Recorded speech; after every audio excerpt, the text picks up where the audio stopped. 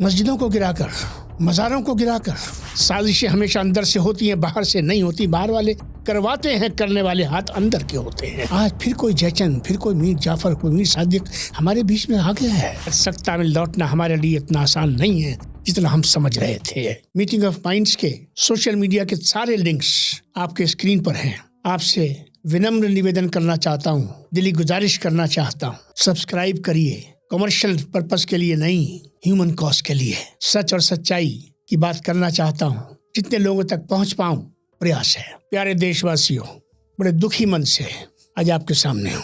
हम सब अपने राष्ट्र के आसपास की स्थिति को देख रहे हैं। कब क्या घट जाए हमें नहीं मालूम। दुनिया में आग लगी हुई है, चारों तरफ जंगों का माहौल है।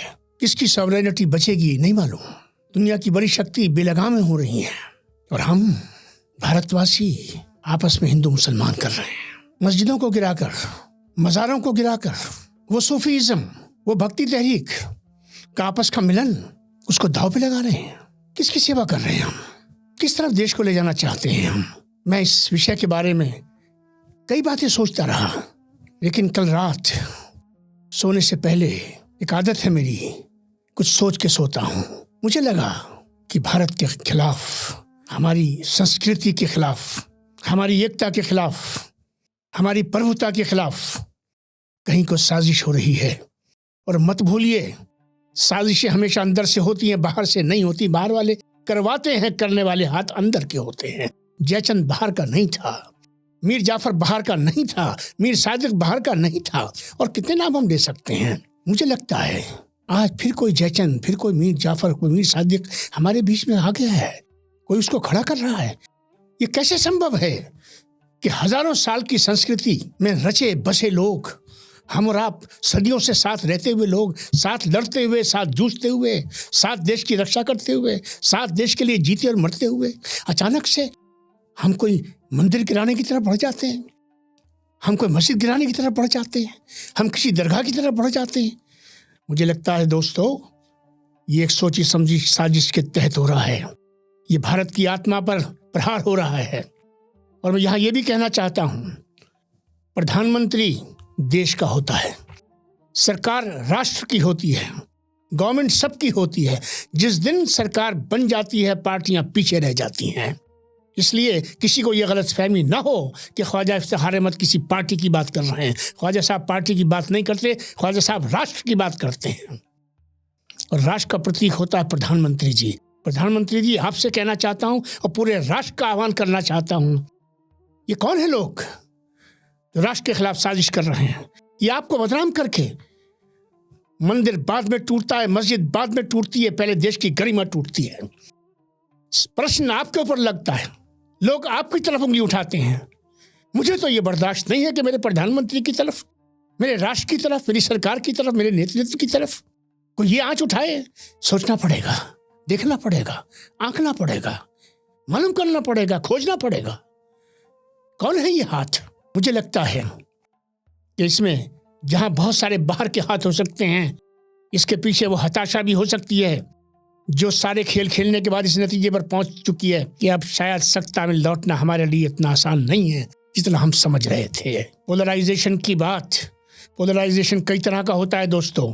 पोलराइजेशन कल किसी और नाम से हो रहा था, आज उसी पोलराइजेशन के क्योंकि बेनिफिट्स मिले हैं इलेक्टोरल पॉलिटिक्स में, मुझे लगता है कि कई ऐसे शक्तियां खड़ी हो गई हैं देश में जो अब उसको अपने तरीके से आपके नाम पर, आपके रंग को लेकर, आपकी चादर को लेकर, और इतना ही नहीं बल्कि आपकी आइडियोलॉजी को लेकर उसके खिलाफ साजिश करने के लिए खड़े हो गए हैं।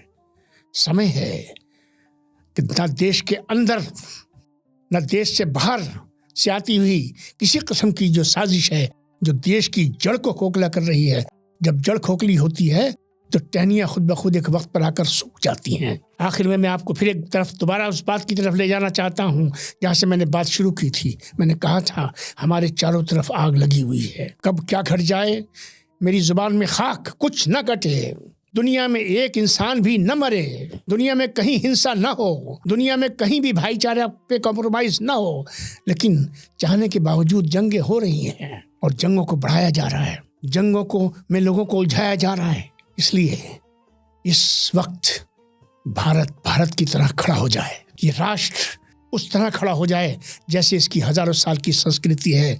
बात यहाँ खत्म करना चाहता हूँ, जिसका कहीं वास नहीं, जिसको दुनिया में कहीं जगह नहीं, ये वो धरती है जो उसको जगह देती है।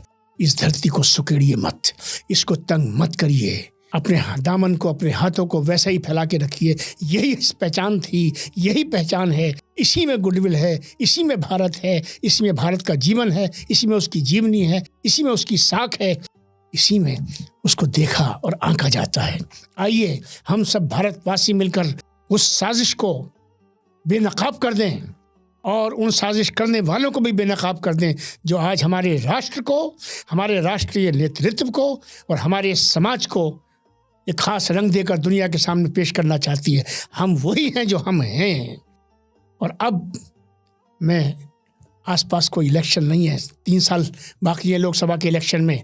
राष्ट्र की तरह एक हो जाइए और राष्ट्र के नेतृत्व के साथ खड़े हो जाइए और मैं और तू बंद करिए और हम बनकर उस तरह से सामने आ जाइए जिस तरह से इस वक्त आने की ज़रूरत है। कोई तो पीस का मसाया होना चाहिए, कोई तो पीस का मसीहा होना चाहिए। हम क्यों नहीं? हमारा नेतृत्व क्यों नहीं? हमारा समाज क्यों नहीं? हमारी तहजीब, हमारी तमद्दुन, हमारी रहने का तरीका, हमारा काम करने का तरीका, हमारी गवर्नेंस, हमारी पॉलिटिक्स, हमारी डिप्लोमेसी ऐसी होनी चाहिए।